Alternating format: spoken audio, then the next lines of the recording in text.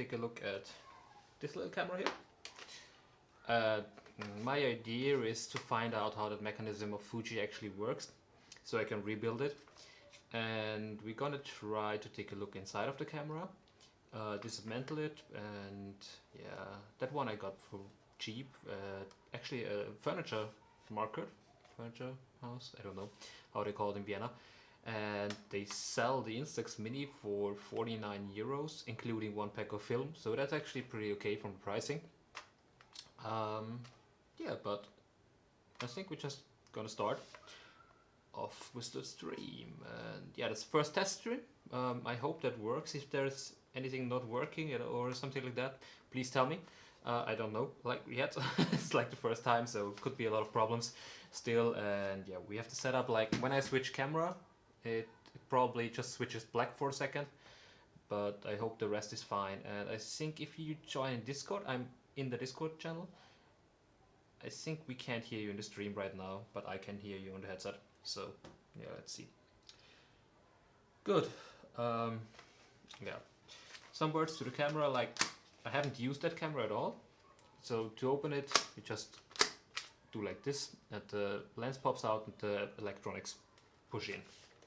Up here you can exchange a little bit what you have, the settings. And yeah, we have a few screws around the case that we will open in the back here. You can open it. So let's switch to the top camera. Yeah, that's the top camera, so we can take a look inside. There is, the front is holding here with 4 screws. Let me switch to this one. So, oops, 1 second. So yeah, okay, so maybe that's better. Yeah, okay, so yeah, that's the camera, and yeah, let's put the webcam a little bit up here. So yeah, we're gonna dismantle this little baby and see what's inside. And I don't know if we can put it back together. I will try my best to make that work, but I don't know if it will. So let's take a look at it. Yeah, on the side here there's the battery case, and first of all we're gonna remove the batteries since we don't want to get all 3 volts of this inside of us. So we can put them aside. See, also we can find a few screws in here again that we can also screw out. It's pretty easy, it's nothing special, just a Phillips screwdriver, and we should be able to open that camera. Just taking a look again. Yeah. Okay. If you have any questions or any ideas or something, just write me in the chat or say hi. I'm happy happy if you say hi. And yeah, I think this baby will die today. Let's see, let's go for the first screws. Oh, and yeah, if you're new here, I got the Diana F from Lomo yesterday, and I was out today like taking photos with it. And so that's the Diana F Instant. Actually, that's the prototype they had at the Lomo in Vienna, and it's really a prototype. There's a lot of things that will change in the final design. And yeah, we were out today and we took a bunch of pictures, and maybe later in the stream we will take a look at the camera and do some Q&As. If you have questions about it, maybe we can answer them, take a closer look with you together on the camera. So we can take a look at that later. But now let's switch back to our little Instax to dismantle this.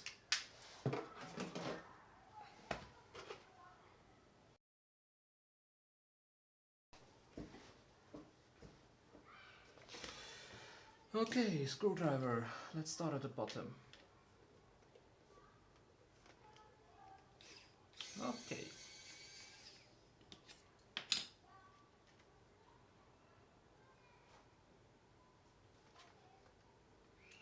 Shouldn't be too hard to open that thing. And yes, I'm lazy, that's why I have that electric screwdriver.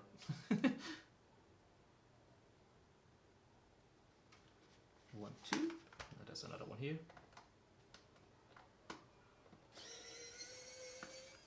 Great.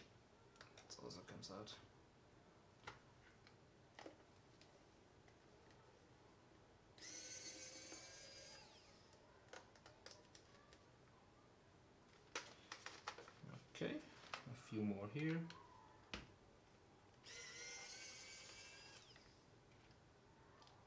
Here.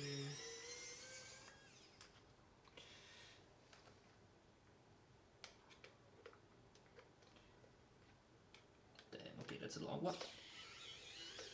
This one goes. And bottom, everything is done.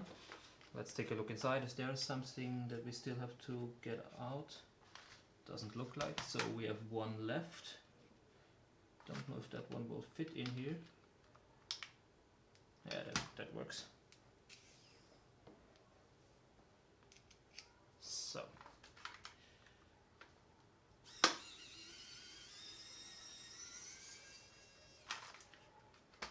Okay, great. So. Step 1 and 2 are outside screws of the camera. So that actually looks like we got everything out. I think, yeah, here in the back, these little thingies here, oops, these ones, they are pressing the film pack in the back, so the film is always pushed towards the front, and that's really important, so we always have a flat image layer that we can look at. Just wonder how that holds here. That's 2 metal pins pushed in, so that lid holds like that. So let's try that too, if that works. Okay, looks like we should be able to open that pretty easily.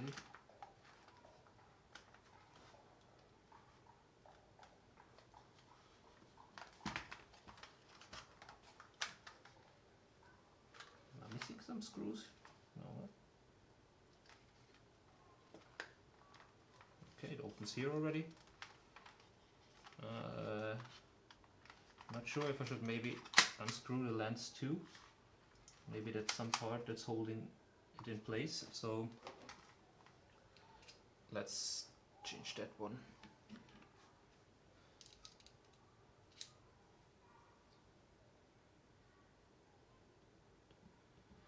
I actually just want to find out like how the roller mechanism in here works, so I can rebuild it myself. I actually kind of want to build like the whole Instax back myself, so we can then put it on whatever camera we want, or just use large format cameras like that 4x5 sliding back I'm currently building, maybe something like that. So that's the idea I have. Yeah, the blue working mat is kind of it's there. Let's say, like, I just bought it to have something where I can sort my screws and everything. So let's see how that lens is mounted, if it's only that 4 screws. Okay, that frame immediately pops off, so let's see. Okay, so we got 4 screws here. That's off. 1, 2, 3, 4. So also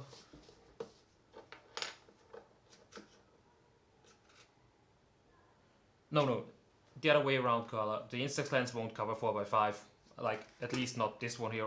The quality would be like not good enough for 4x5 in my opinion. I mean, it would cover it, I think, but probably with a lot of vignette.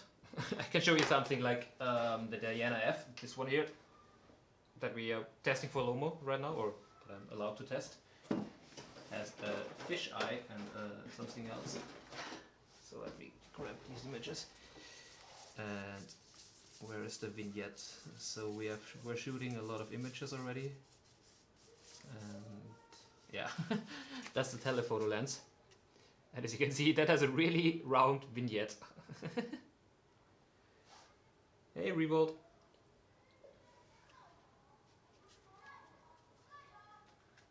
Yeah, cool. That's actually the point. I want to build one for 600 SE or RB67 or Hasselblad or whatever. The film format of that Instax Square is just perfect for every medium format camera. It's just 6x6. You can't get better.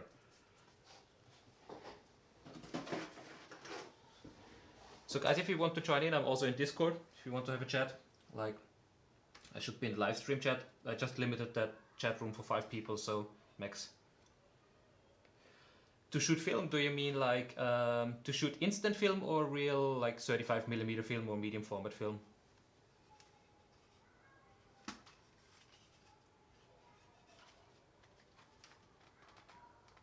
If I break something, I probably break something, I guess.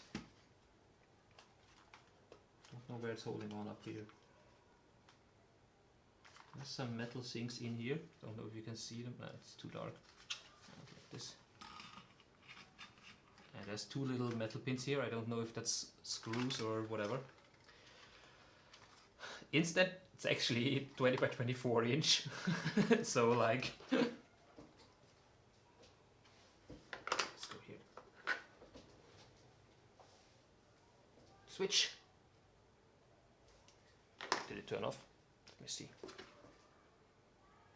Doesn't change. Yeah, okay. 20 by 24 is probably my favorite. Let's see.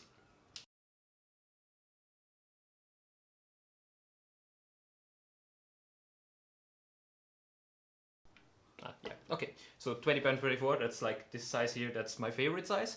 Like, I prefer the larger sizes, I don't know why, but yeah, it's kind of the handling, like 8 by 10 is beautiful. I'm actually this camera here, squishy. I'm trying to find out how that Instax process works exactly and how to rebuild it. So yeah, I'm currently stuck how to get that off. Oh, okay. We have it. It's off already. Okay, somewhere it's stuck up there. I can already take that off, I guess, yes. Let's go in there.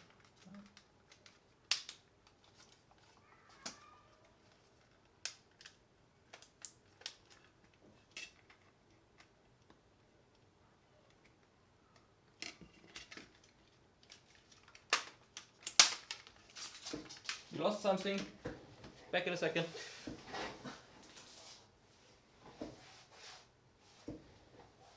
First part okay, that's one viewfinder.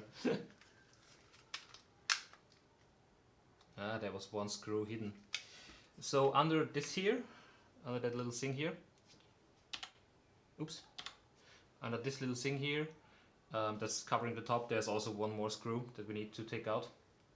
So let's take this over here, this one.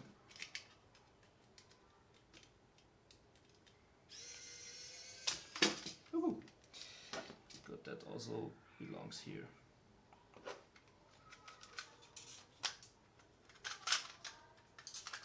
Okay, there's a little spring here that's connecting the front with the back. That's the one that pulls the lens out, I guess. So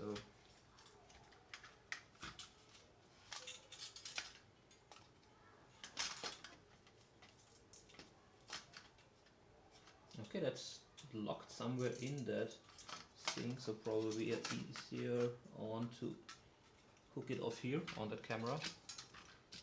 So that's the back, just because I'm waiting.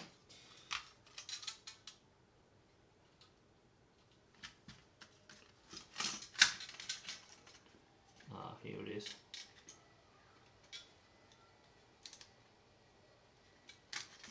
Great. Okay, so we have the unnecessary parts away already.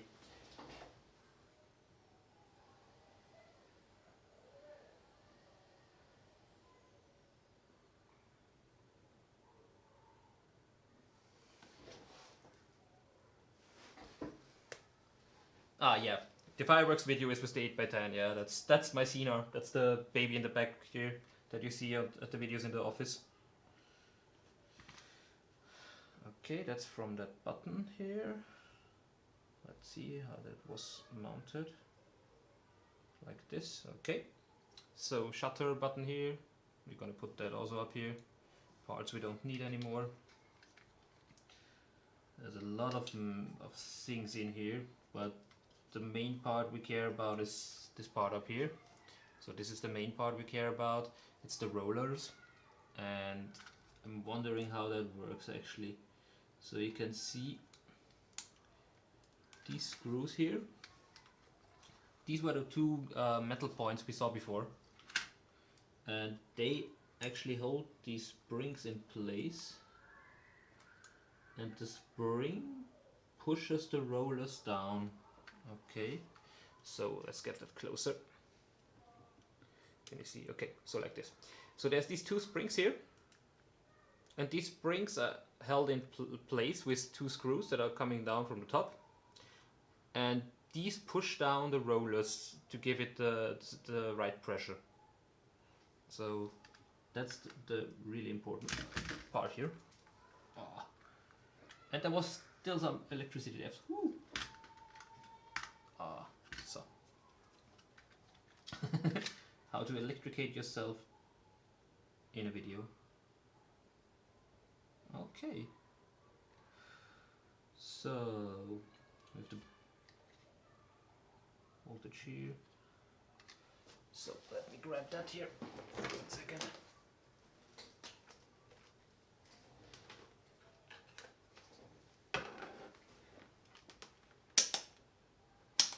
Should have done that before.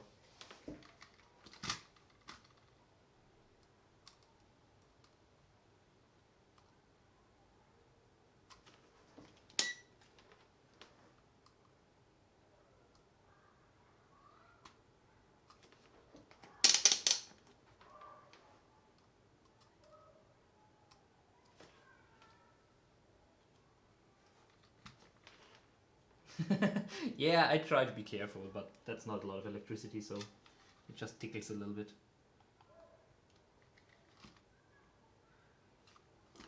We should be fine, like...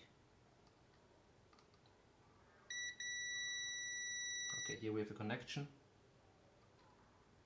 This one is not, this one is also not connected. Okay. So where is the strobe actually connected to that thing?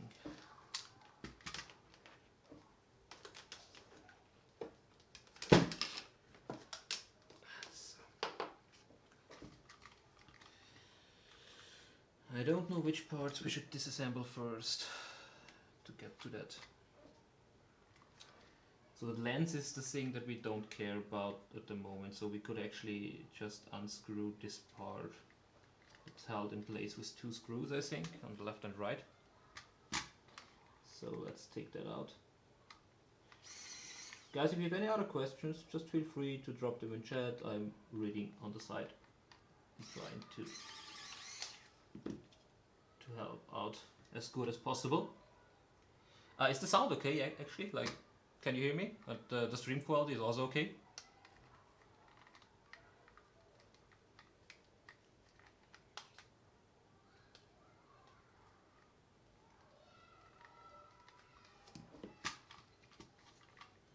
Oh, 17 views already. Nice.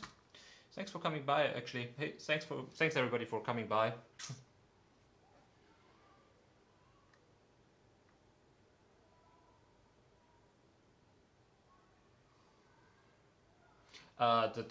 Some Asian stuff, it's called Wow Stick.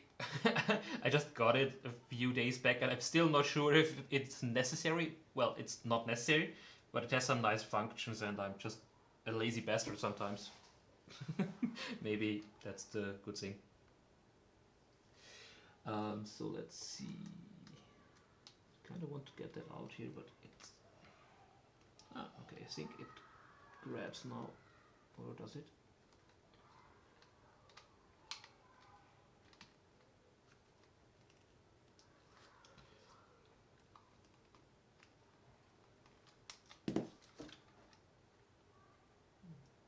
Okay, let me see if the other one works better. This one works actually pretty okay. It's just the left side, maybe. Okay, something's wrong with these screws. So let's unscrew this one here. That's the spring for the camera.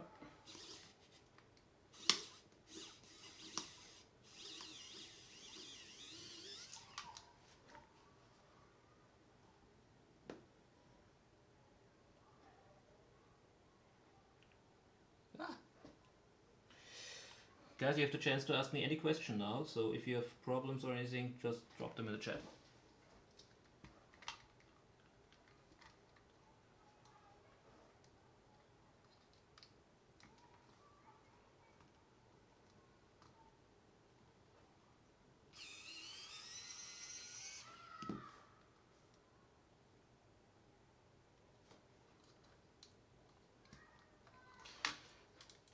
So I would actually, like, if I disassemble that camera, write everything down. But since I saved that video, the stream, I'm lucky enough to know where these parts go again when I want to assemble it again, which I actually don't want to. So that's a dead camera now, because we won't assemble it back together. So let me see.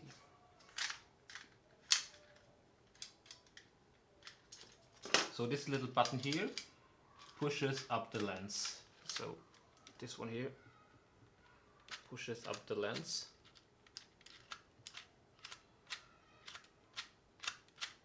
Oh yeah, and we will keep all the parts because springs like that are pretty hard to make.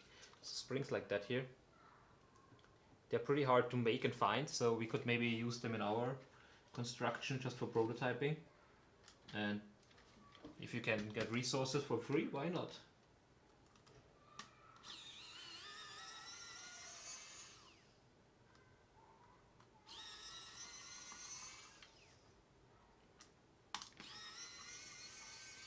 Oh yeah, and sorry for that there is new music, but I haven't figured out how that's with like copyright on YouTube stream. I know on Twitch it's not that big of a problem, but yeah, on YouTube I'm not sure, and I don't want to get flagged on the channel just for putting music up. So feel free to put in your favorite music in the background and listen to it if you want to watch how I disassemble stuff.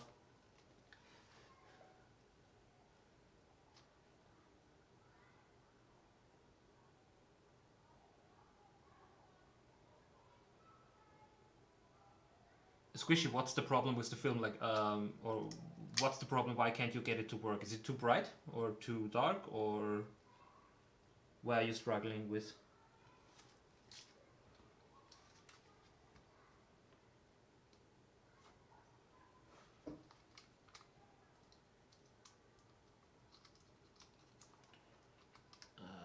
Okay, so there's another spring here.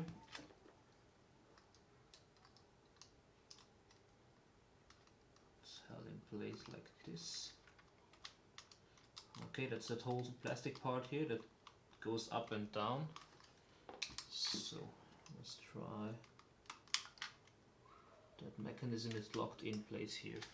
So we first need to get off the battery to get to this place. So battery is held in place here and here. Two more screws to get that off. Oh, not the battery, it's the condensator for the flash actually.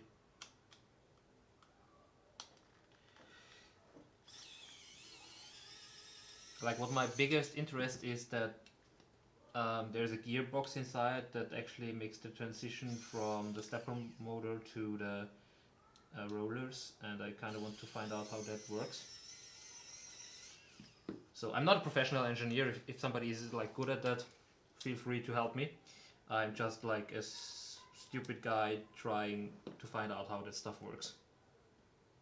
So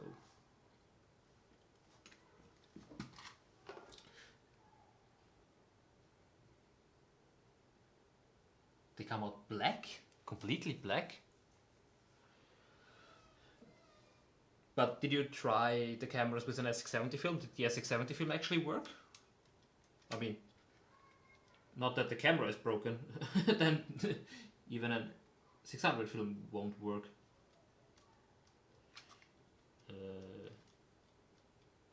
Okay, that's already the gearbox here, so okay, we can already see the gearbox here, so that's already parts from the motor that goes over to this screw. And what's also interesting is that blade on the bottom here. I can see it there. That's the one that actually pushes the initial image out to the rollers. So this one goes up here. Let me see if I can put it up.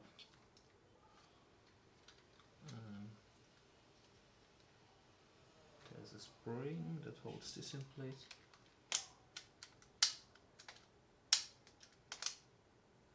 Okay, that's still inside. So this thing here, can I see it here? Ah, yeah. Okay. So on the bottom there's a little hook, a metal hook, and this one ejects the first image. So it's hard to see. Yeah, okay. Can I put the light in kind of direction that you need it? Yes, like this. Okay. So now I have a really hard time finding it. So this metal hook here puts the first image up, then it gets into the rollers, and then the processing starts. So that's one of the most important parts in that process.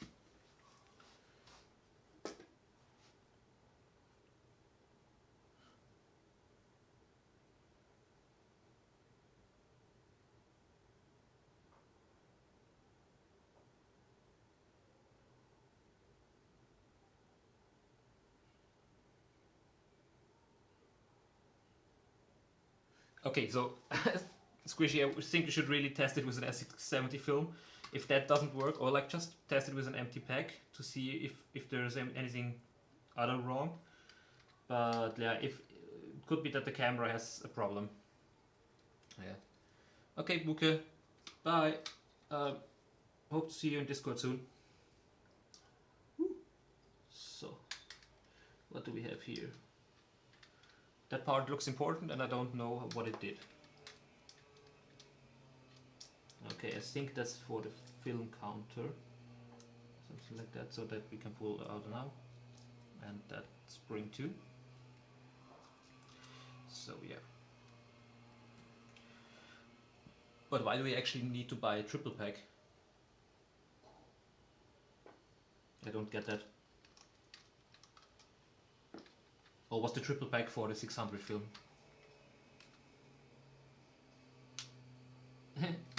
I like that mechanism. So it's the film counter. That's like here, and yeah, that takes the numbers. And the mechanism is actually, it has a little spring here in the back that pulls it back. So if I push it, it always flips back again. So that's pretty fun. Nice idea to make it work like this. Good.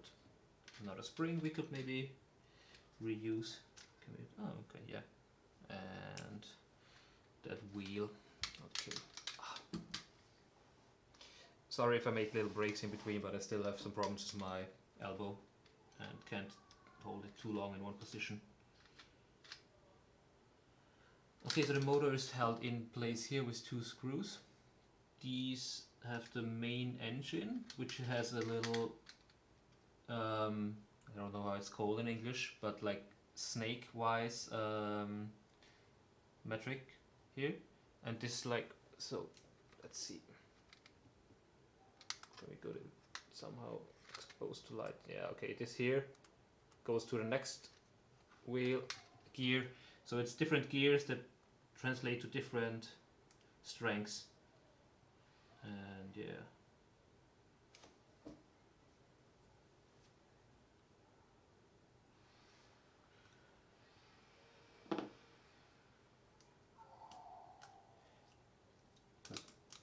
And for me it's like, you can also, like, if you have an empty pack, just put that inside of the camera and just like look into that lens and see if it opens and closes actually. So if the lens opens and closes again, give me 1 second. Here. So yeah. Okay. So we have the S670 here. That's a one that is broken that I'm gonna try to repair for a video. There's actually just like the front flap doesn't hold anymore. So we're gonna try to take a look at that maybe in the future. And the part's broken is there's a little arm here on the side that goes in here, and that's actually broken. So maybe we can rebuild that part from PVC, like 3D printed, and exchange that thing. So what you can try to do is grab a pack of film with a battery, put it inside. Let me see if I have one lying around here right next to me. Yeah, there's one. So just an empty pack of film with no film sheets inside, and you put it inside of the camera, close it, and then it should do something. so that camera doesn't do anything. Maybe the film is also broken.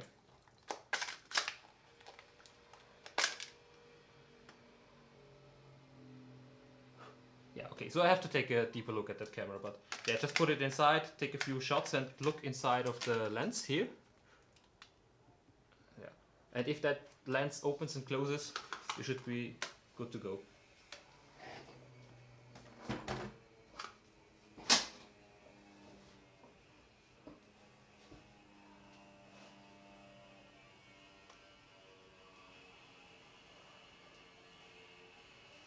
Okay, yeah, both of them should probably work if you do that. I don't know what's the problem then. But yeah, try it with an S670 film, please. That would be helpful to know. Okay, so just see. Let's disassemble again. Okay, there's one more screw.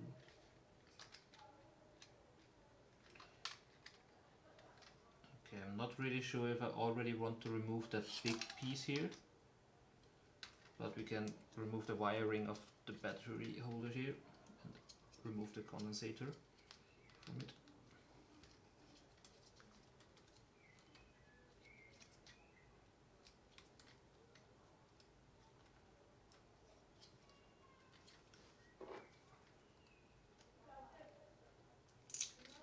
Ah, that's glued in. Okay, that's why it's so tough to get out. Okay, and there is some soldering to the battery here.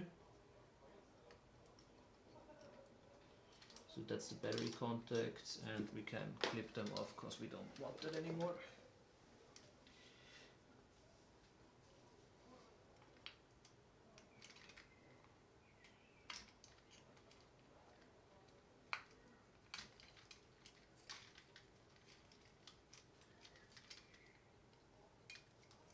Good, okay.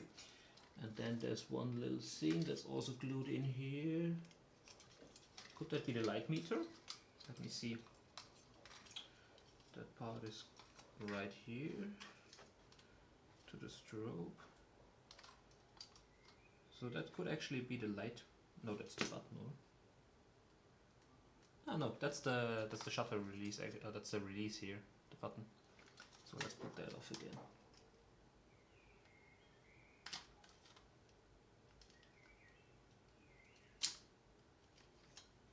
Okay, great. So another plastic part. So if we want to put the electricity back, we can just solder it back on.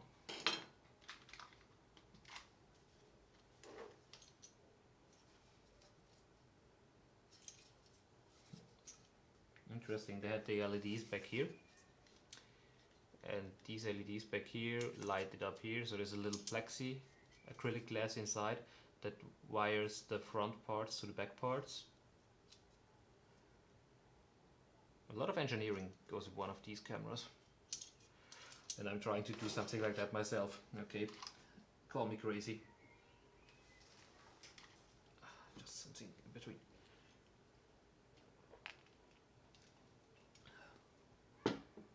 Am I still in Discord actually? I don't know. Ah, okay, I was moved to AFK. So, should be in Discord again.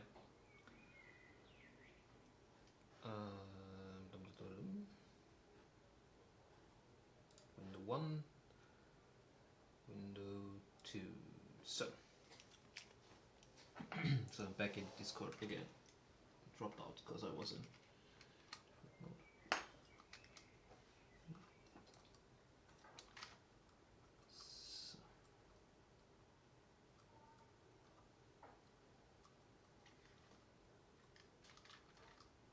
Okay. Sticky. So that looks like the light meter here. Yeah, that's the position of the light meter here. Could actually unplug that.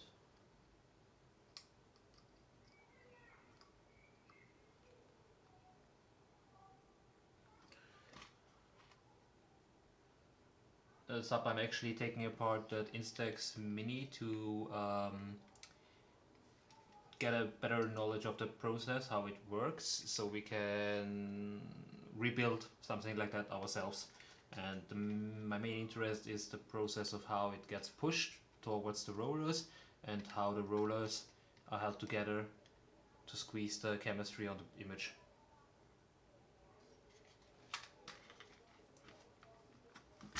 So, okay. I think we can remove the logic board now. Here are the LEDs that we were looking at. So the LEDs here, this ones we were talking just about, these are here positioned. There's a little shield so they don't spread to the other images. So let's unscrew this one here first.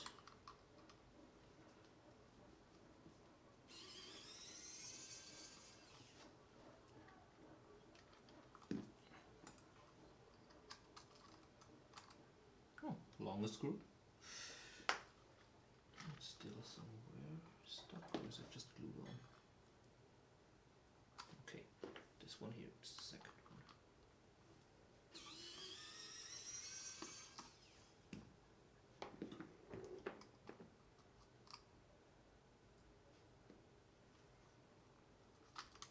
Okay, that's the logic board.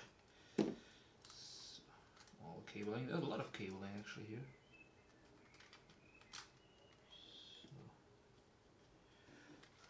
So, let's see, what does this do here? There's a few sensors here. I'm not pretty sure what they do exactly.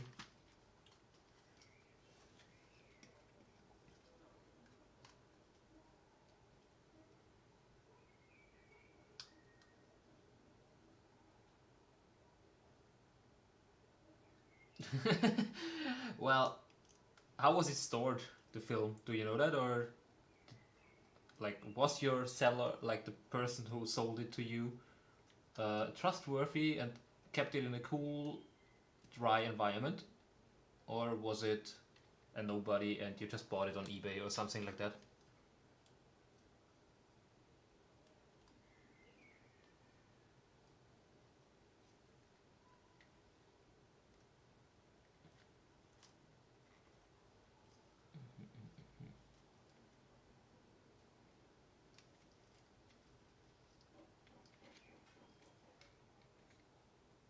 There's one screw below the motor. That's the viewfinder. I think the viewfinder is only screwed on with this one screw, so we can take that off. Maybe have a better access here.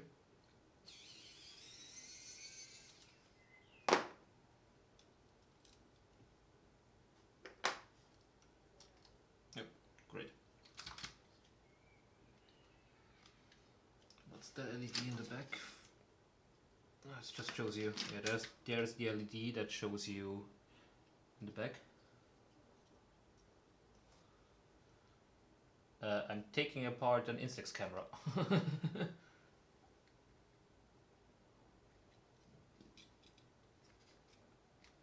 So let's see how that will end up.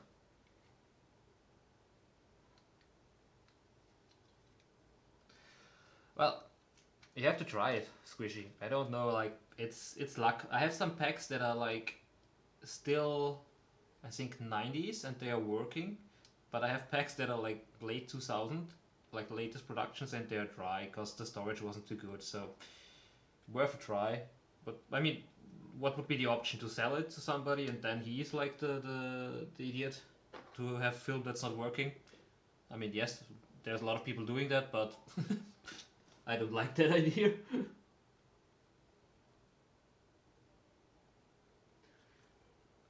I know one guy who actually like had a lot to do with Polaroid film and stuff like that, and he, like, when he sold old film, he put it, before that he put it sometimes on the heater so it really dries out. Don't know why, just to make fun of people or something like that. Yeah, wouldn't buy from that guy. Okay, that's out here.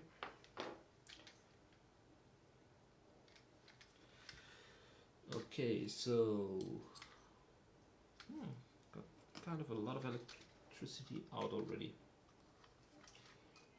Let's unscrew these two here so we can take that part off. Okay.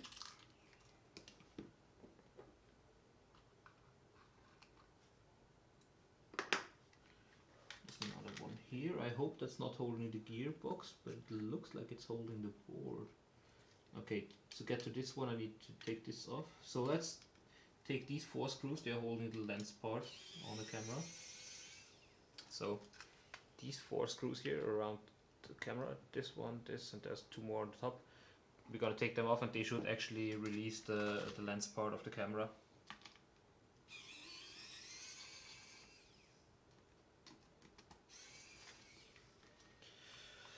So I think we're gonna work on that camera for maybe another half an hour or something like that, and then we're gonna take a look at the Diana F if somebody wants to. I'll give you a little sneak peek on the camera.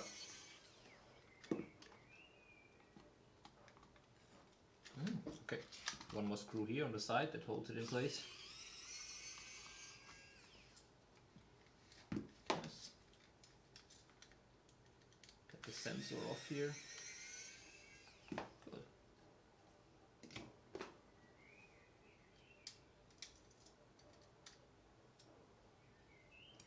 So as I said before, normally you should document all the steps and how you did it. A good example who does that really good is iFixit. They are really well on that way.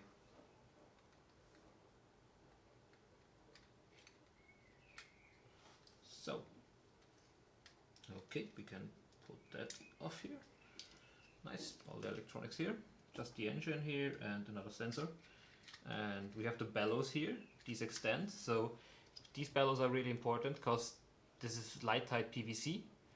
And that's inside the camera, so there's like no problem of light leaks in the camera, which could otherwise be a problem. So stuff like that is really important. That's also one thing I have to watch out for my 4x5 back, because since I 3D print that stuff, the 3D print is not 100% light tight, and yeah. So let's see. It still locks in place here with that spring here on the sides. Nice, okay. And that gear is interesting here. That gear on the side here.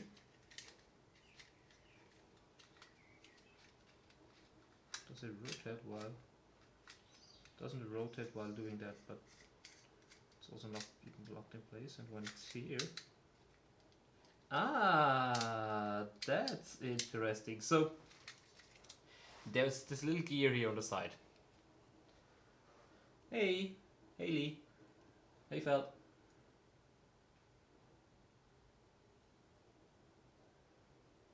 Oh, thanks. A sign, yes. I was looking at Nick Exposed's stuff, and he's like doing a lot of signs. So maybe I do one day. But at the moment, since I'm doing so much videos for you guys, I really I can't manage to do any more work for myself, which is kind of frustrating because I want to do stuff for myself. But on the other hand, I really love to do the tutorials, and it makes me happy to bring other people to that community, bring more people to instant film, and raise that love for instant film. So yeah, at the moment I have to put myself a little bit back, and maybe in the future Analog Things works out so good that I can do more and have more freedom in shooting, and also financially, since most of my money now runs in that production stuff here, because even for the streaming I need cables, I need capture cards and stuff like that, so it takes a lot of money, and I'm really not making that a lot of money on YouTube. Thanks Josh. Hey Noise. So yeah, okay, so we're talking about that gear here on the side. Let me grab that. So okay, there's one here, and that gear drives one gear inside, and if you take a look inside of the lens, so like this, I hope you can see it. That's the reflection of the softbox is shitty.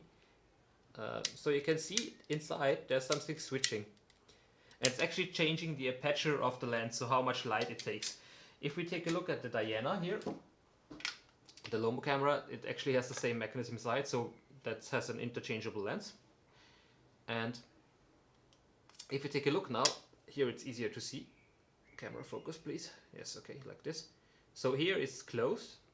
Then we have the first opening, second one, and third. So they get smaller and smaller.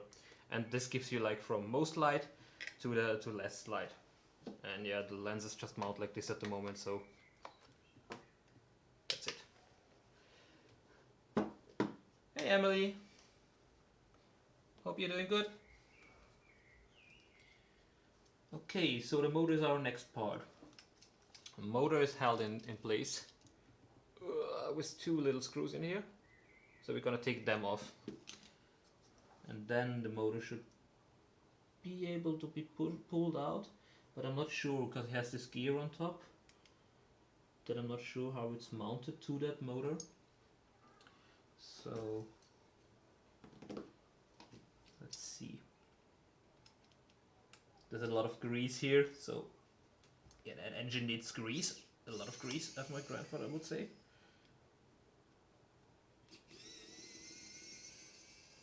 Great, okay. So, yeah, we can just pull it out in the back. Here, yeah, perfect. Two more screws here. This one doesn't want to get out. Here.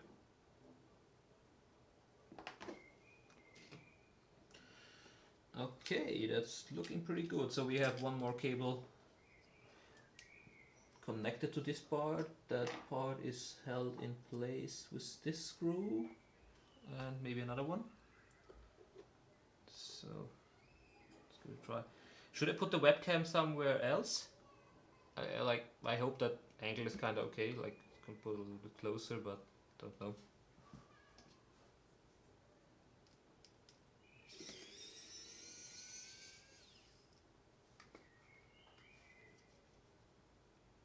Yeah, that's the second screw that holds it in place. So now if I put that off, I will have the gearbox in my hands, and that one I don't want to mess up, because that's the part I'm actually looking for. Okay, so that's one part for the gearbox. Yes, and in here, let's screw off that one sensor so we have it easier to show you.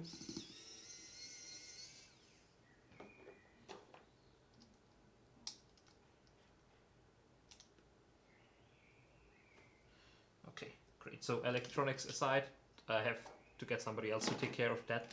That's not my strength. And yeah. Focus camera. And here is the gearbox. You can see all the gears. There's a lot of things going on here. And that's what I was actually looking for, like how that stuff turns. So the main wheel will be up here. That rotates. Let me see. We pulled that. Okay. So we have that one here. This one sits in here, pretty greasy. This sits in here, flat, and so this sits in here. So okay, so it's flat now, and the engine would actually, the stepper motor would actually turn this, and that turns the whole part. So let's see if I turn here, does it have any effect?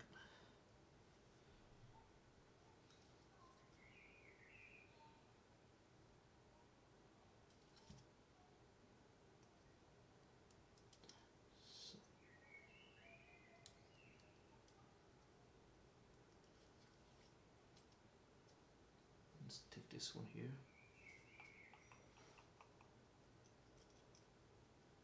Okay, that one, if I turn this one here, it also turns the rollers a little bit, but not a lot, so that's why it's so slow.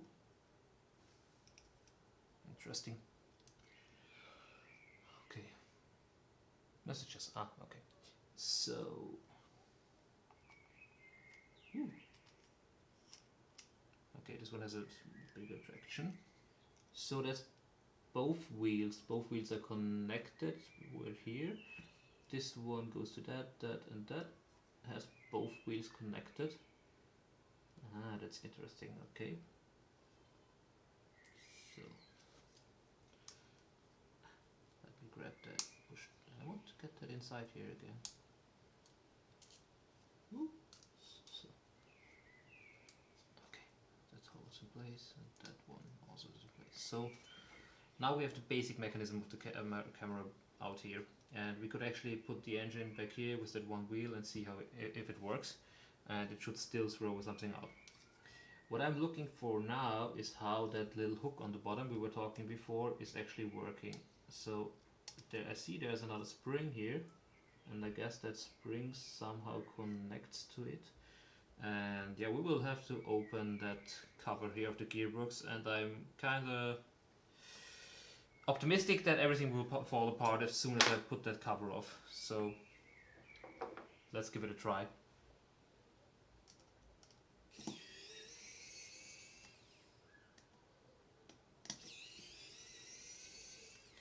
Do you guys actually want me to stream stuff like that? I don't know if that's like interesting. I mean, I want to do like more Q&A stuff on streams, or like show techniques we were doing a video on in a stream. But I thought, like, if I'm already doing stuff like that, why not stream it, and I can cut a video out of it later.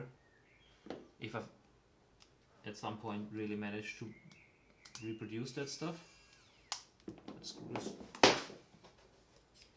That screw is already loose. No, people are going. So, okay, 2 more screws here.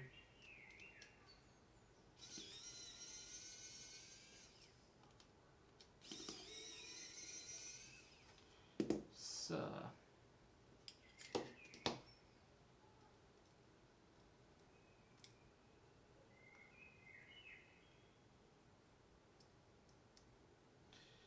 okay, now the fun starts.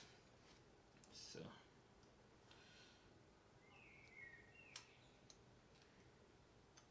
okay, the spring is also loose. Ah, here it is, okay. So there has to be a counterpart to that.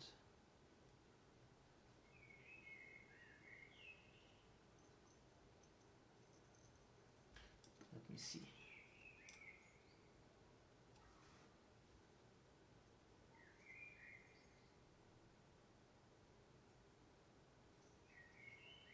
That part was in like this.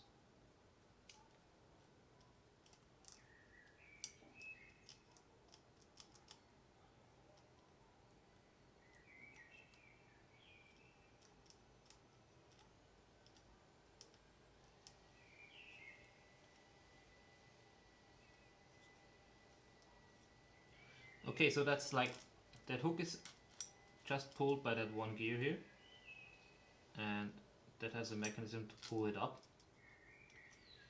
So it does this by kind of having imprinted, so you can see it here on the webcam probably. Yeah, here. So it has this little thing here, and that's actually the part that, is that focusing at all or not? No, it's not focusing.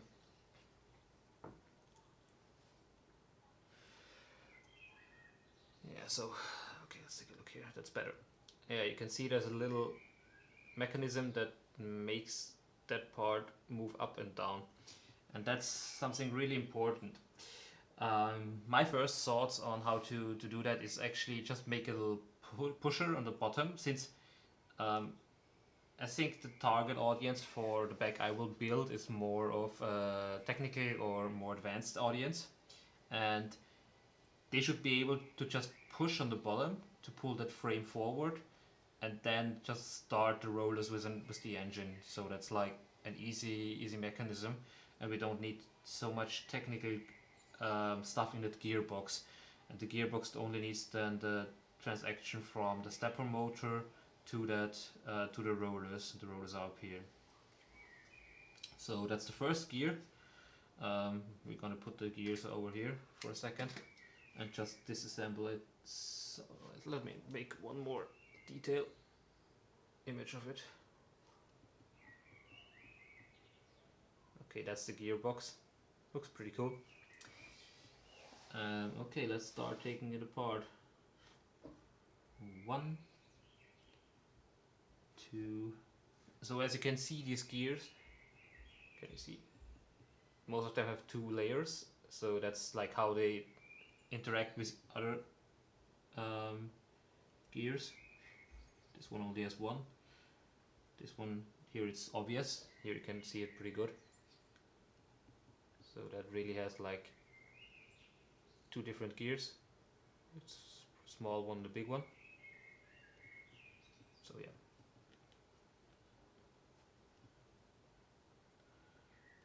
Okay, that's out. So these are really interesting here with the rollers. Okay, so the rollers have these rectangular pins at the end that the gears are held on in place, and they turn the gears. So if we turn this one here, now they are independent and don't turn with each other anymore, but yeah. Okay, so let's take out the springs here. I already had them outside. These are long screws. Okay.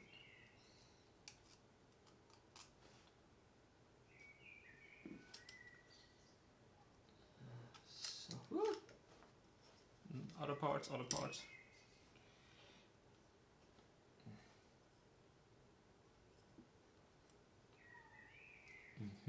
Okay, so the springs are held in place down here. They are held in place down here with a little hook. So we just need to lift them over that hook. We should be able to get it out then.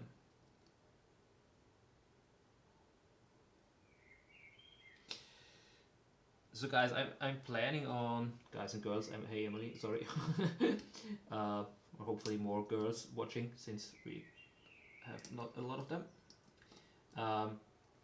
I want to do a video about building a pinhole camera, but a pinhole camera is kind of like, it's a little bit of work. Whoa, there's a lot of tension on that spring. That's really strong. And I was thinking about doing that on a live stream, so we can cut it later to a short version, and if you want to see the long version, you can watch the live stream. I think that's kind of the way to go for stuff like that, for that construction stuff, because yeah, it takes some time to build it. And obviously there are questions, and maybe if the questions drop in chat, yeah. Yes, okay. Sorry. Hey Rob. And yeah, Jahan said hey to me yesterday, so yesterday? 2 days ago. Thanks for helping out. Or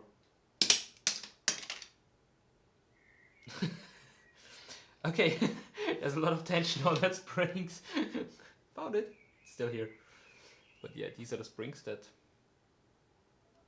focus. These springs hold everything in place.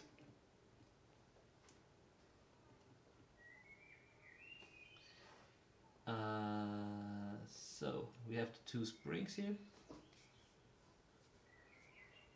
Hey Daria, we are taking apart an Instax. That's so we have a lot of parts left now, as you can see. So my main goal was to actually find out how that gearbox inside of that camera works and what gears there are all in. So as you can see here,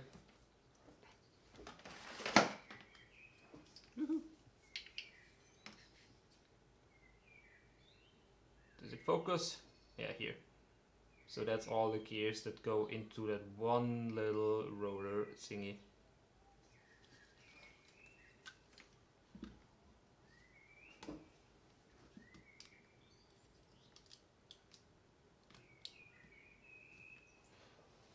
Okay. And this part here is actually like the one I was looking for, how it's really constructed and how it works.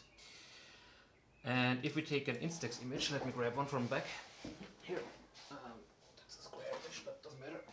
So, do we have an empty pack of square film here? Not right now. But it works the same with Polaroid, so let's take a Polaroid and grab a Polaroid image. Polaroid images. So.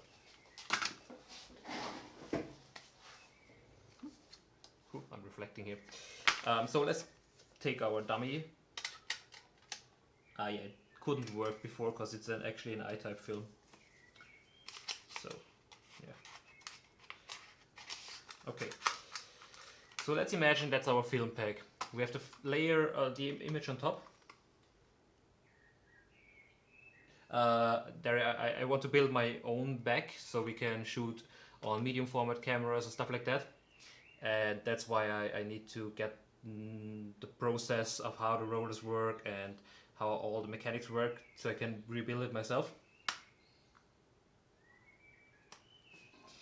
And yeah, so we have that little hook here, as you can see. Does it focus? Yeah. Okay, it's really like, it has this hook here, and that hook is actually one of the most important parts. So on the Polaroid it works a little different, but also like the hook just comes in here, like this, and then grabs the image and pulls it forward. So since the films are differently built, it doesn't work like that, but here, so but like, yeah, the hook is in place and then it pushes it forward. So you see it's here, then the hook stops here, and as soon as it's outside enough, the rollers grab it and pull it out and spread the chemistry over the image. That's the process how it works actually. And yeah, so this part is important to make that whole process work. It's cool that also this part has a little spring here. So there's a little spring here that puts tension on that hook, so it really always snaps the first image. And since it has this little incision here,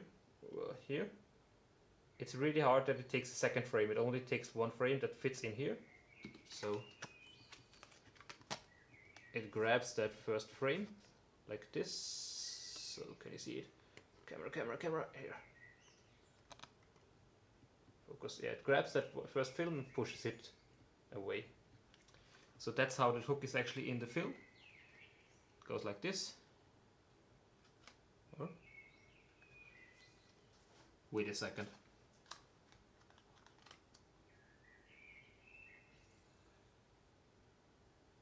It has to go like this. No, it can't. It has to be like this, so it grabs on the left side. Grabs on this side. Yeah. Grabs on this side and pulls it out. And then the rollers take over and squeeze it. So the rollers now don't have any tension anymore, so I can move them apart. And I have like super greasy fingers.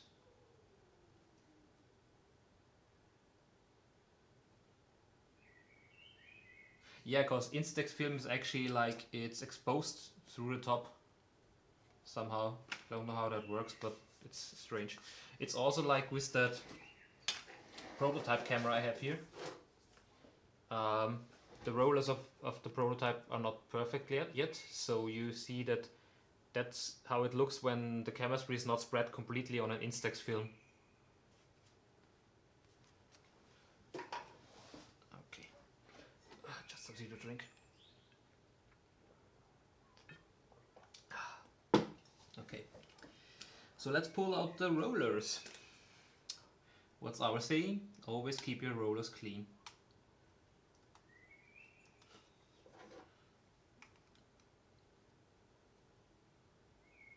Okay, they are held in place somehow.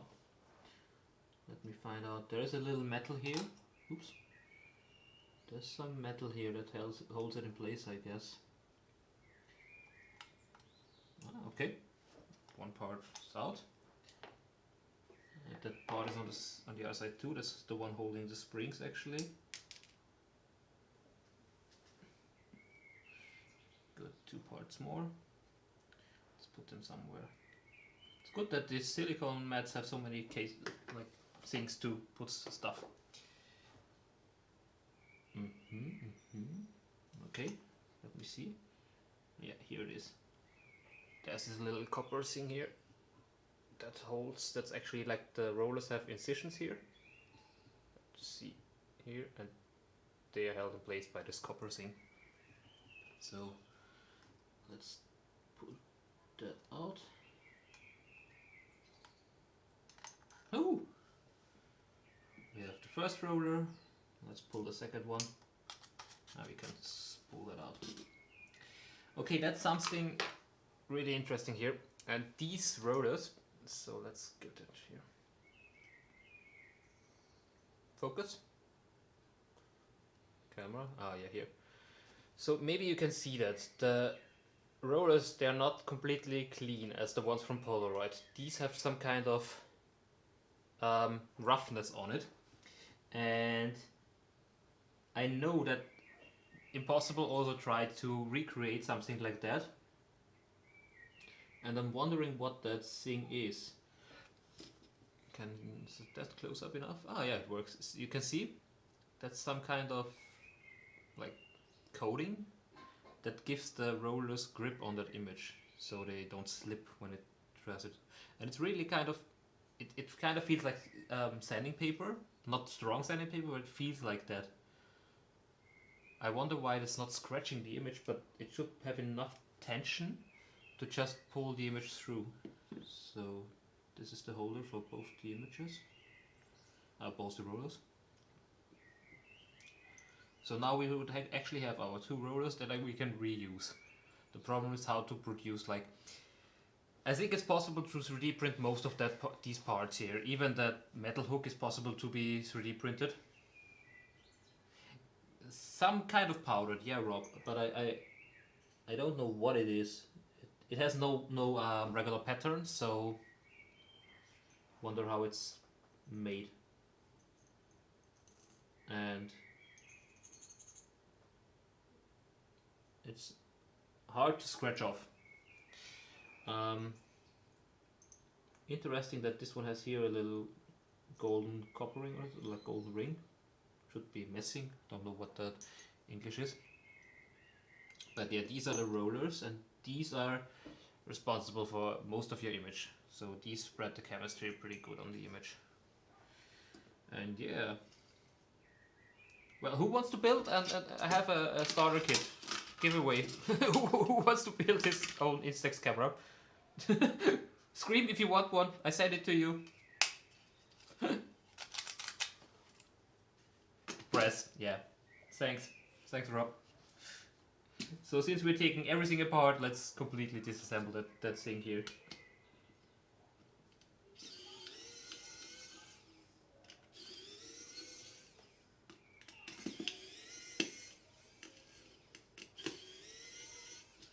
Great,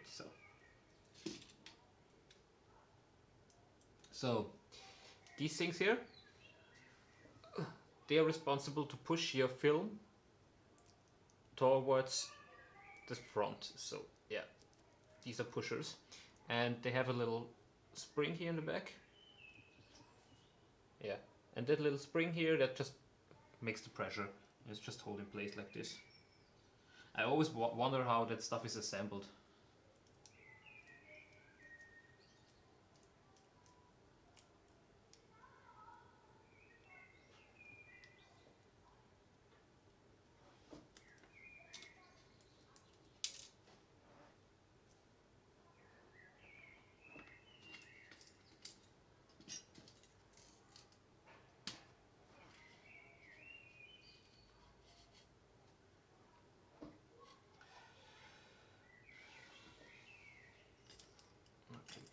Parts.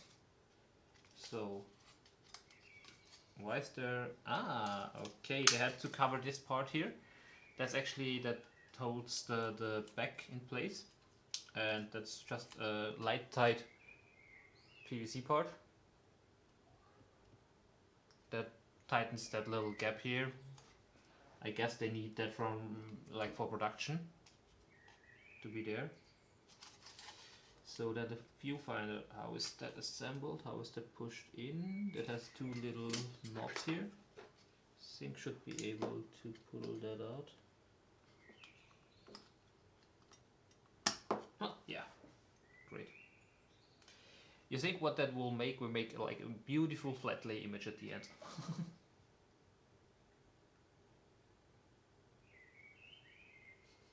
We can do that on stream to take apart a 600 camera. Squishy, if you want to, so you don't have to ruin yours.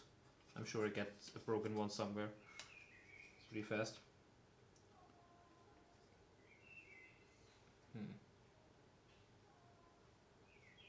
Okay, these could be tricky to get out.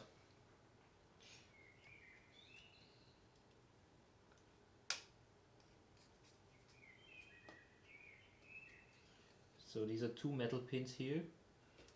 There's two metal pins holding the lid in place, and I'm not sure how to get them out actually.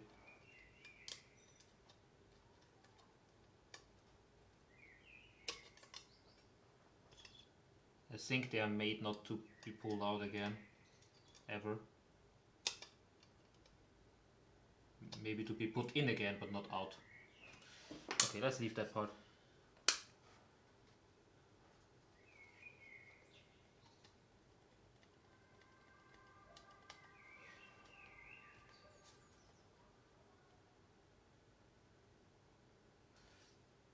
Emily, I will try to take it with, like, I will take one with an Instax, but I will also take a digital one with the, like, because I want to have all the details of the camera. So yeah, let's see, we have everything taken apart from here. Yes, that's true. That's glued in place. The lens part, and here there's something more. So we have we actually have this part here. That's the one holding in the flash cover, strobe color cover. So that one goes here, and then we can disassemble this part here.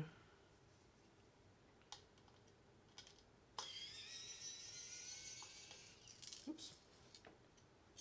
Screws and more screws. Okay, the cover for that part. And these things I find really interesting. They're completely like bent, so they are to bring the light to the front where the lens is. 1, 2, 3, 4. These show you the different functions of the camera that are currently running. And here we have the buttons, so that one we can also unlock here with that little thing. Yeah, perfect. Great. That's also great. So here on the left side there's just the big parts. We have the bellow here too. So let's take a look at the lens part we still have here. We're gonna take that one apart too. So let me see which things we can actually take out. So first of all we get this one, the spring with that part. Let's take the springs all here. Okay. So then there's this button here on that side.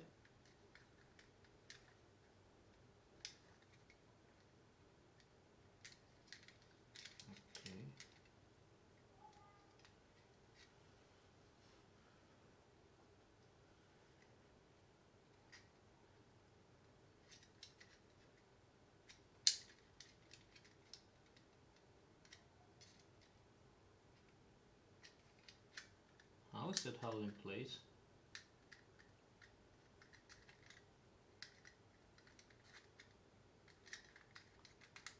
Would be fun to make a series of all the instant cameras that exist out there, to just like take all of them apart to the smallest thing and make flat lays of all of them. I think that could be a nice photo series to have.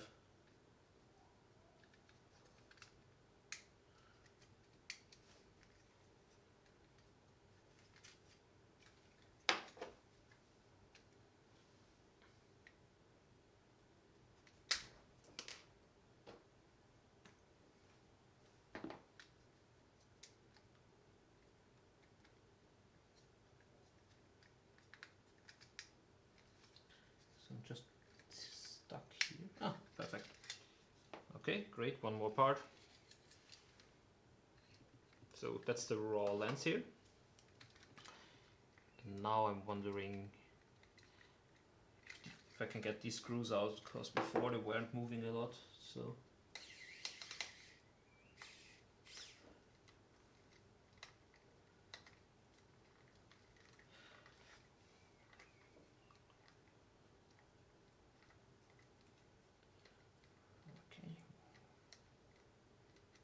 these are interesting screws. They have a really big head, so these screws look pretty interesting. They have like a really big head. Don't know. The only one's really different here.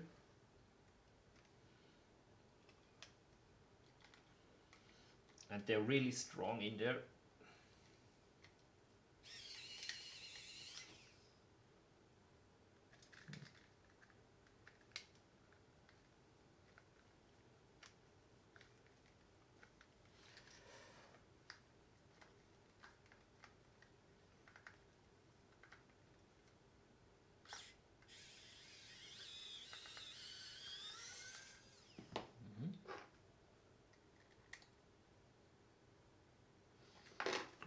Okay, so I kind of messed this one up, I guess. Let's try it with a different head. Let's take the bigger one.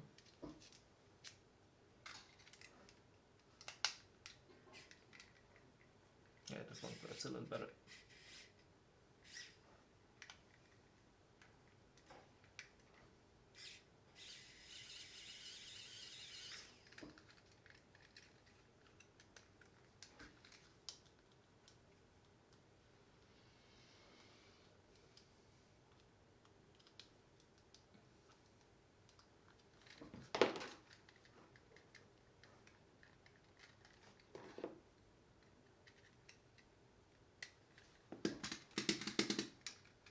Come on, screw.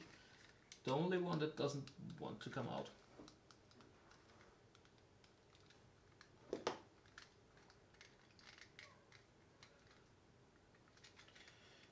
Do I really have to do that? So.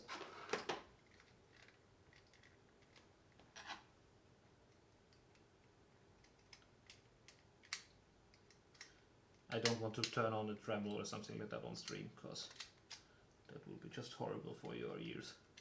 I hope the mic is still working. If something changes or something, please let me know. Like, that's the first time I do that streaming stuff, so it's also some learning experience for me, and yeah, trying to... I would love to play some music in the background, but I'm really not sure how that's about rights and like YouTube. I know on Twitch it's really no problem. But yeah, I'm also not sure if I want to continue like to stream on YouTube. No, we don't put the tremble on now. So yeah, I don't know if I want to stream on Twitch or on YouTube. I don't know, because streaming for me is like, I think Twitch has a little bit more options for streaming than YouTube, or maybe YouTube just needs to step up the game when it comes to streaming. Okay, who brings me tremble? Kinda.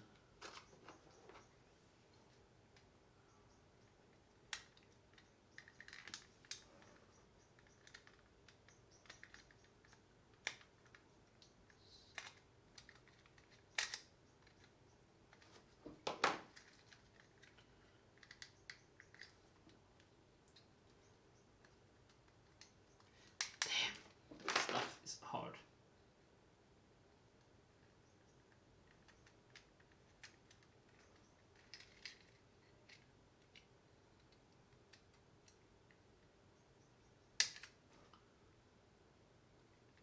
Okay, so should be able to pull that out now, I hope so.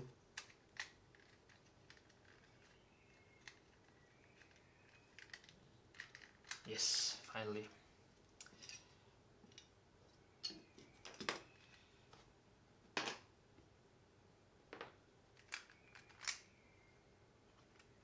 Okay, these are just the small parts that I broke off. That screw, I messed up that screw. I kind of ruined the top of it. So, yeah. But let's pull it out so we have everything out. It's out. Finally, okay. So to talk about that lens mechanism again. That's the lens. And in here, in the lens, there's like little blades. And we're gonna take apart that and I'm gonna show it inside. Although this one is pretty cool, so.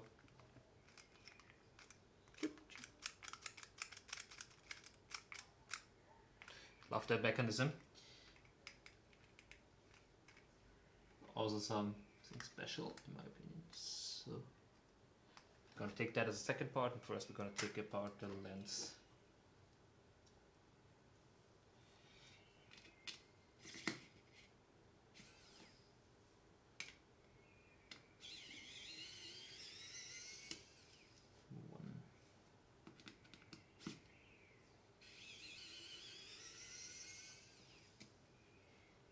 So I think Max, actually I don't think I will post a regular video just of dismantling the camera, because I kind of want to get that, to know that process, and actually the goal is to build a thing like that, and that would be the video. I don't know if I post a video of that disassembling. It's just like for fun. I will post a flat lay of it on Instagram, even though I nearly never post on Instagram, which I'm sorry about. Okay, that lens is... Okay, so now there's the part. That's looking really cool, like a little flower here. And as you can see, that turns the opening of the lens. Looks like a revolver magazine or something like that. Hey Marka. Okay, Fel, see you later. Yeah, we're gonna talk in 10 minutes about Diana, I hope, if I finish in time. So, yeah, you can then take a look at the stream later on.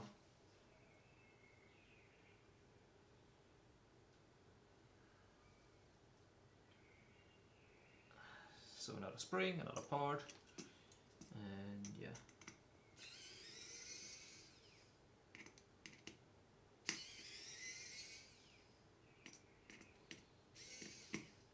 Oops. 3 more screws.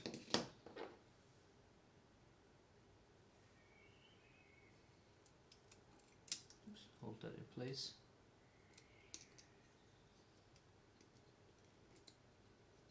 So, okay, pull the first blade off. So this is our, that's actually the aperture control of that camera. As you can see, that's the other side where we had that little position. And on the back it has a little gear that's controlling the change. Ah, don't stress me.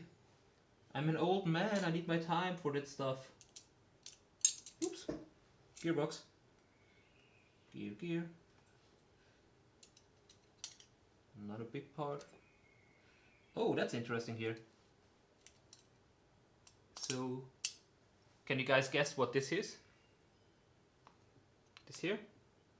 That's actually our shutter, and that spring releases the shutter. So, open shutter, closed shutter.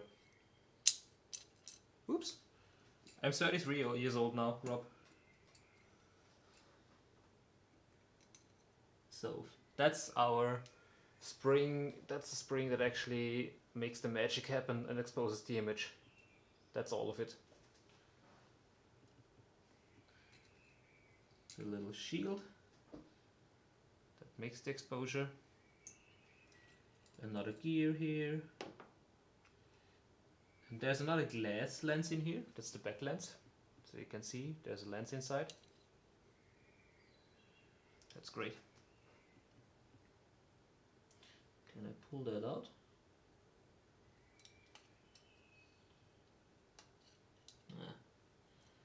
Don't want to destroy that. I think that's glued in place. Okay, that's the one part, and now the last part would be this one. I think I could be able to pull that out. So.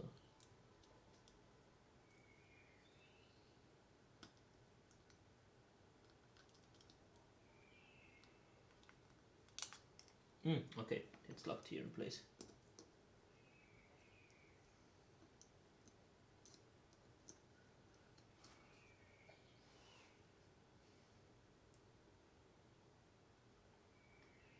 No, I can't talk like Elmo. I'm already like talking German dialect, like Austrian dialect English. That's enough.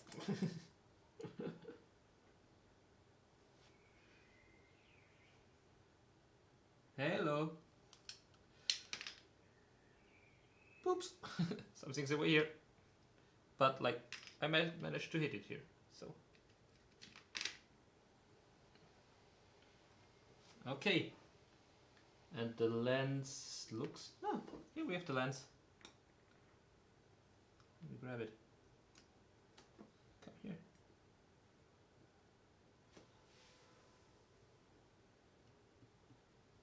that's our little front lens here.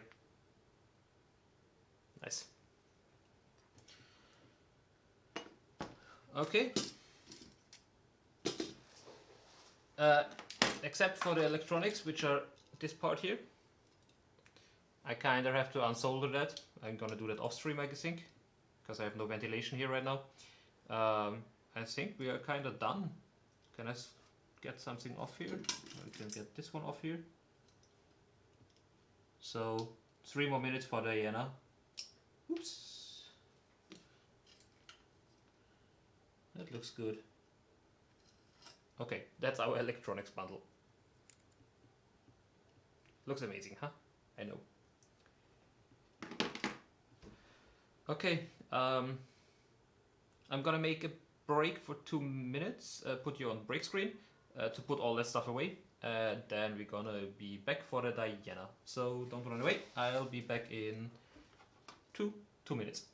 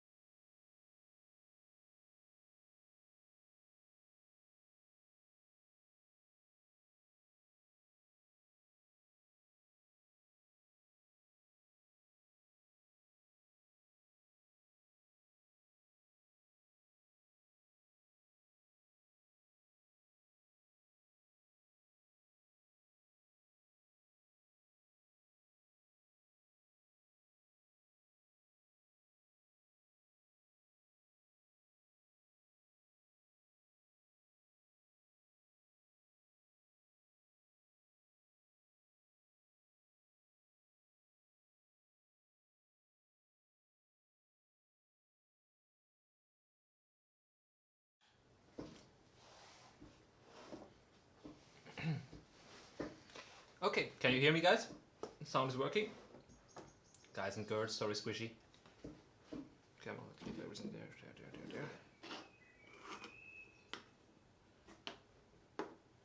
Can you hear me? Is the sound working? I don't know. I need your feedback.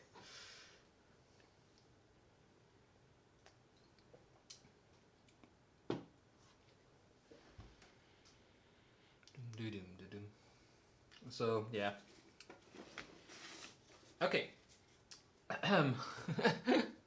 I went through a bunch of photos today. We can make a little picture show. And I kind of messed up a lot. So basically that camera is kind of cool, but it's still a Diana, and the Diana reminds me a lot of a basic box camera, because it is not anymore. Like, it is a box camera. There is not a lot to it. So yeah, let me just switch to the other camera, I guess. Like, but yeah, you've seen. Well, let's talk about all the stuff first. So it comes with a bunch of lenses. I have the fisheye lens here, for example. That's the regular lens. And yeah, that's the 110mm soft lens, and on the camera currently we have the 38mm lens. So, first of all, I want to say that's the prototype. That's the real prototype of that camera, okay? There's still a lot of stuff they will change on that camera. For example, like, I love that stuff, and like, yeah, it has no skin, and it's just raw. It just looks like they freshly made it in Russia, and I have like they have this little stickers here that tell you what it does or don't. Everything is just like prototyping, but it works. We had a few pictures already. So let's switch the camera to the second one.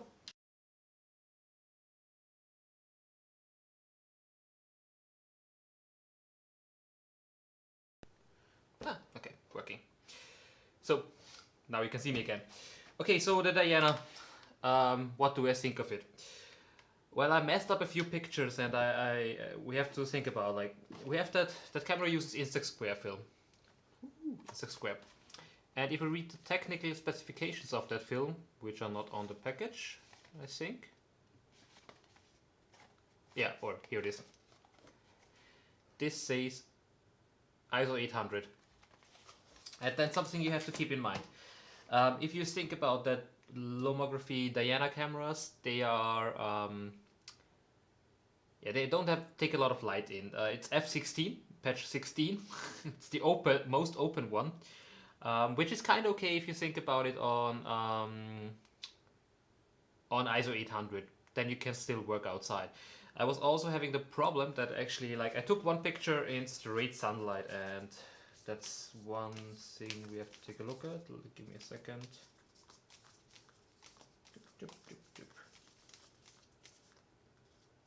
So, okay, so this image was taken in like really sunlight. Today it was like a lot of clouds, so that's kind of like what it comes out when it's really bright and you're on the closest, the smallest aperture, or smallest, biggest. So you have the least big opening to see. And as you can see, it's already really bright in the middle, and I had a hard time exposing that to get it balanced. And yeah, we have a lot of other photos here. I think I switched to the other camera again. So where did I put my remote? Oh, here. Okay, top view again. A little bit easier to show that stuff off. And yeah. So they have some cool lenses, some not so cool one. I mean, the fisheye is really extreme. In the fisheye lens, you can even see the inside of the lens. What I like is the image quality, but that's kind of the Instax film. Yeah, it's a Lomo camera. It is absolutely a Lomo camera. It's kind of that camera that you take for snapshots, RT shots and stuff like that, but it's not the one you will use for the perfect portrait, because yeah, the viewfinders are these here. That's the fisheye viewfinder, for example, and you will put it on the camera like this. So I think the basic mechanism is like the Diana. I don't have a Diana, so yeah, that's how the viewfinders go on the camera then. And yeah, since I don't have a Diana, I can't really tell if it's the same, but I think so. And then you have the different ones. That's for more telephoto. And then there's one for wide angle, that's the thing for a 38mm. It also goes on top here. What I found funny is like that you still have like this frame from the viewfinder here, which doesn't work because the film actually gets thrown out here in the back. And yeah, here on top you have these two connectors. They are for the flash. There is actually a flash adapter that will be on here, and then the flash comes on that. But they kind of like, it wasn't in the office when I picked up the camera, so yeah, we'll see. That camera is the real prototype from Lomo Squishy. It's the only one existing. If I ruin it, Lomo will kill me. So they were kind enough to lend it to me for the weekend to make some test shots, which is really nice of them. Thanks a lot. Yeah. So the main problems I had was exposing the image the right way. I had a lot of shots, so don't think that I'm perfect. Like you will see, there's a lot of like, this one is overexposed, for example. This is underexposed. That's a double exposure. I was out on the road with Jahan, a friend of, like, you know him, Do You Develop, and that's the shot he took. Then we had some chemistry problems. The rollers are not perfect yet, but I think they will manage to do that in the final product, since they already also did it in the Instax, Lomo Instax Square. That also works pretty good with the rollers. Yeah, me taking pictures of Jasmine. Yeah, double exposure Jahan took of Jasmine. So double exposure works pretty good. I also want to send them a little bit of feedback. Yeah, I had a lot of pictures like this. Green lights. So double exposure is like really cool with that camera.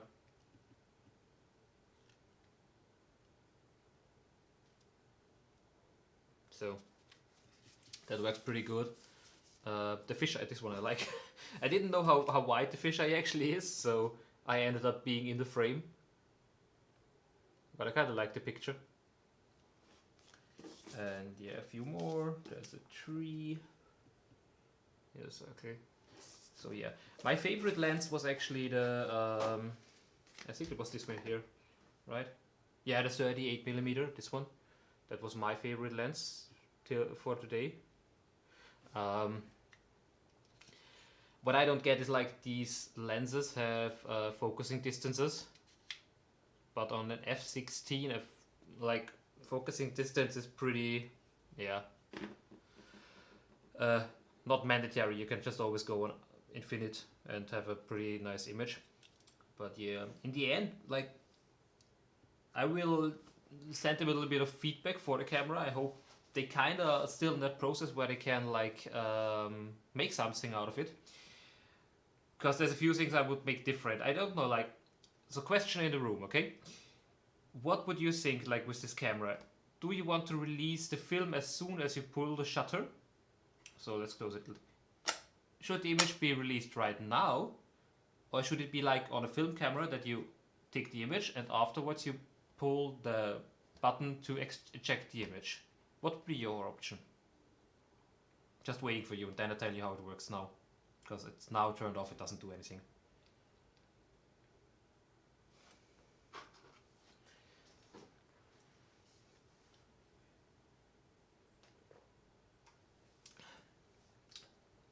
I need some Jeopardy music or something like that to pull in between.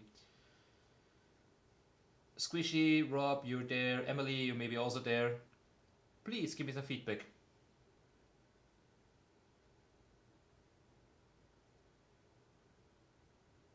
So Squishy, you would think like, you take the image and then you press the button and it comes out.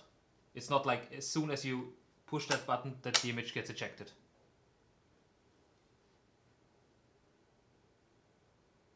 Why both? What? That confuses me the most now.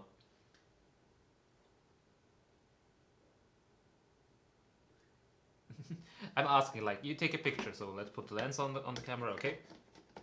So we are out shooting, and there's two options. Like, what happens with a film camera? You take the image is taken, and then you go up there and like move your film to the next position so you can like take the next image, or you can not move it and take another image and have a double exposure. Or should it be like as soon as I squish it down, it should eject the image? So it's just like I take the image and finally.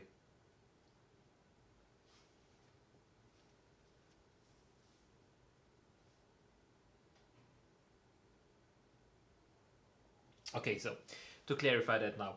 The camera at the moment has like three modes. It's off, on, and multi-exposure. So if I want to take multi-exposure, I need to know it before and pull it to multi-exposure so it doesn't throw out the image on the first image. And what I do then, after I did like enough images, I go on regular and then eject it, which is like not useful at the moment. So on is the only option to have here, and in my opinion, for me, it would be more logic that I take images. So let me turn it off again to take the images as much as I want. And when I'm finished, I press a button here and the image gets ejected. That would be my favorite way to go. But currently it works like that. I go on normal. So let's gonna take an image here. I'm pretty sure that won't work at all. Or no, it's closed. Okay, I can take an image. No, let's go open. Widest. Let's see if that works. So now I'm on normal and I press the shutter once. So let's see. Let's do it like this.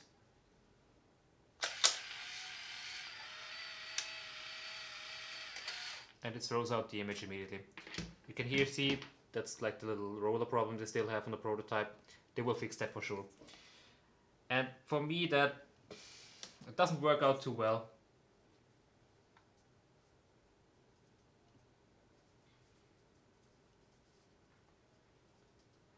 Yeah, they have a double exposure possibility here, but like, yeah, I would prefer to have the option to just like shoot as much as I want, or like expose as much as I want, and then just press the button to develop the film or like process it. So you can see it's processing already. Well, we have the softbox in at least, so something is in there. Yeah, the exposure time is fixed. It's just like that little blade that opens, but you can change it to bulb up here. So with this little switch here on top, this one here, that's normal and that's bulb. So let's turn off the lens, close it, so you can see bulb, open, close. There's like a little blade coming immediately down. So these two modes are available for exposure times. And what also like me as a tinkerer, you guys kind of know me now. I would prefer to not have it wired on the front, because the first thing I was thinking about, like I will cut off that front piece and put in a good lens, like a large format lens, and use that with manual exposure times where I can set exposure times and just like have that body to expose to square, put in a really good lens in the front and be able to shoot amazingly sharp images on Instax film where I can set the exposure times manually like I want. That was what I was thinking immediately when I got that camera. What I also kind of like is these two connectors on the top.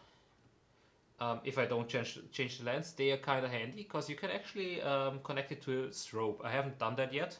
Maybe I find time tomorrow to do that, but I'm not sure. And then you can just shoot indoors with strobe, which is also an option. So that would be okay. But still, I would prefer to have some real glass in here to make the exposure. I don't have a lens here, but where is it? Is it over there? It's somewhere in the other room. So yeah.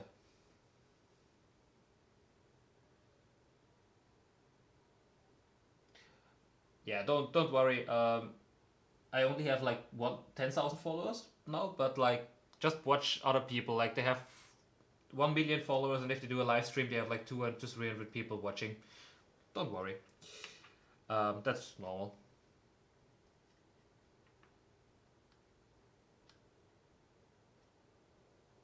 Yeah, like Rob, there is like lenses. I don't know, like the system that you just like, since the focusing distance is not that big on that size, you can just make a turning mechanism so that you turn the lens actually in the body. That's really easy to produce, and then you turn the lens for the focusing, and you have just the marks on there, like the same as this one here.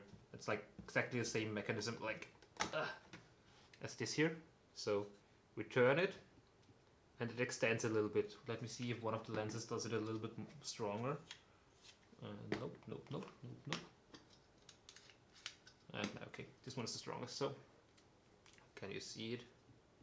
Okay, so as soon as I turn it and go close up, the lens goes a little bit more further out. Yeah, it's on Kickstarter right now. I put the link in before. Let me just post it again.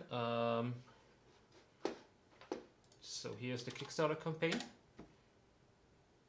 And if we open that, so it's already funded. Like it's at, yeah, they wanted 85,715 euros, and they're already at 172,000 euros.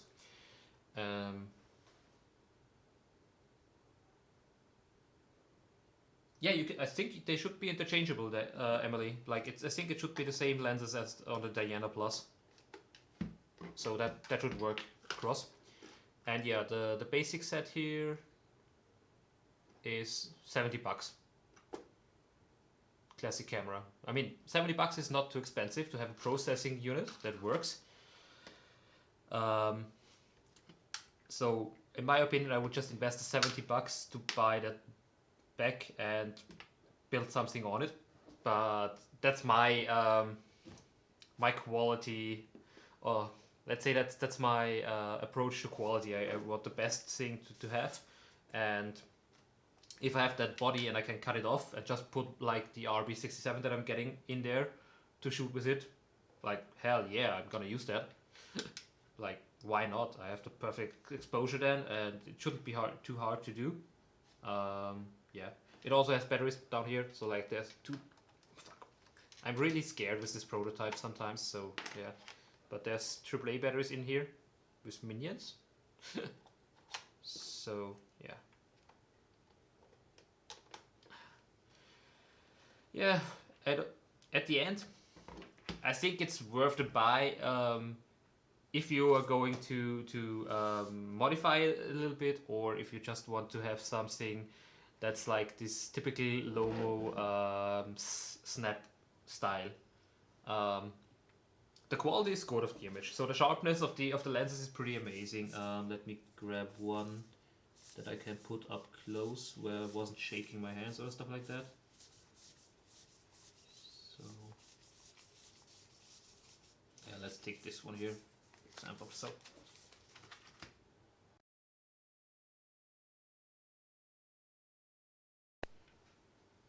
I'm sorry, the battery of this top camera was just like dying on me. You have to keep that in mind. Okay, so okay, yeah, let's take a look here on this one. So you can see the quality is pretty good.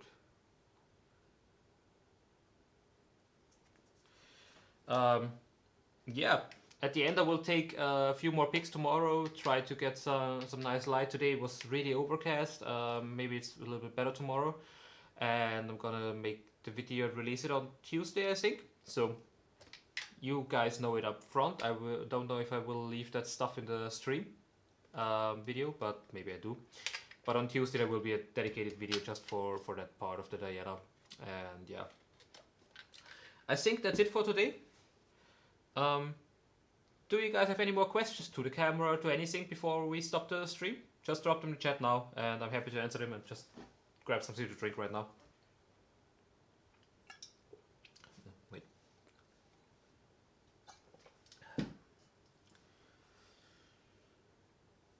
Questions, drop them, leave them, go them. I have to thank you guys to join in, even if that chat wasn't monitored.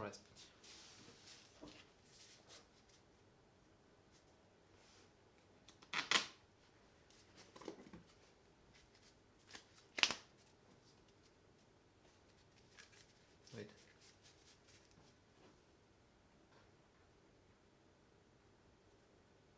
No more questions.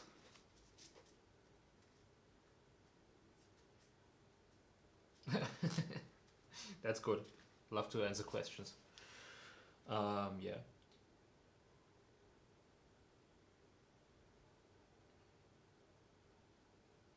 I'm never gonna turn my beard into a goatee. Are you kidding? That's my love beard. But I should cut it actually. My girlfriend is already complaining a little bit. I really want to do a meetup, but I don't know how many people are there in Vienna. So we kind of have to plan that up front. I know there's a big instant community, but like I don't know if they're all in that. If they watch me or if they don't watch me, but like meetup would be nice to do in Vienna. I'm actually going to Prague in 1.5 weeks. Trying to record something on the way there. Let's see if I can do. I love Prague. It's a beautiful city, so I'm really looking forward to go there. Just not sure which camera to take there. So let's see.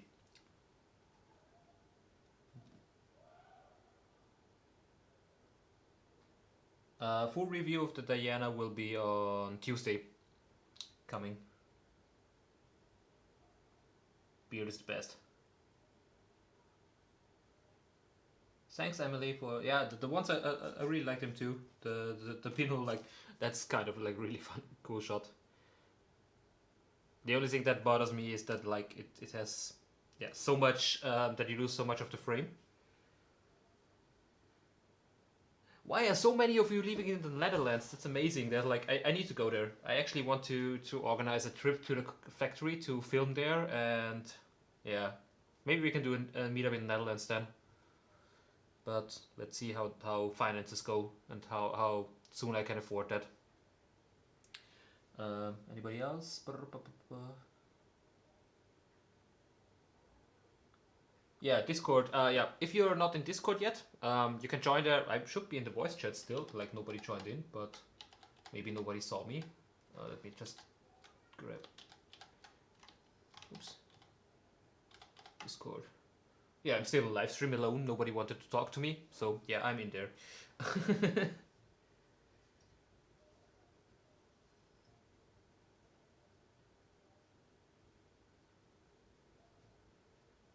Well, Cali is not too far away from me. I'm going to Texas next year, and I kind of want to go to the West Coast too. So maybe we can see each other there. Like, I'm for sure like I'm need to go to the valley, so at the end of the world. But like I want to go a little bit around the country too. So let's see where I can go. But yeah, Cali would be nice. Have only been to Los Angeles once, and then we left from Los Angeles to Vegas, and I was shooting the wedding of a friend of mine. Ah yeah, Squishy, you wrote me in Arizona. Yeah. So I have to go from Texas all the way to the West Coast because my my family lives like on the East Coast at the Gulf, like at the border to Mexico. So to go to Cali, I think I will be on the road for 3 days or something like that. That would be a really long travel, but could be fun. Like, just need to see when to do that. It's also like at the moment I'm like covered in work till up I don't know up there, so that's kind of a problem that I have at the moment. So like we have that really huge project I need to finish this week, and yeah, when that's done, then I have 1 week off, and then we are back with another huge project that we're working on.